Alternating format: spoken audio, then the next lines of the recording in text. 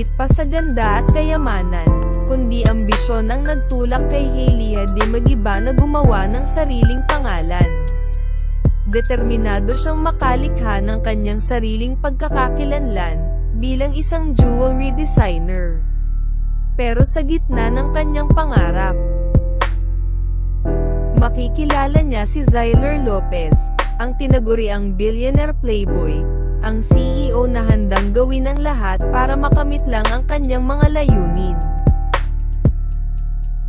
Magkakagusto siya sa lalaki at mag-iiwan ito ng sugat sa kanyang bata na puso.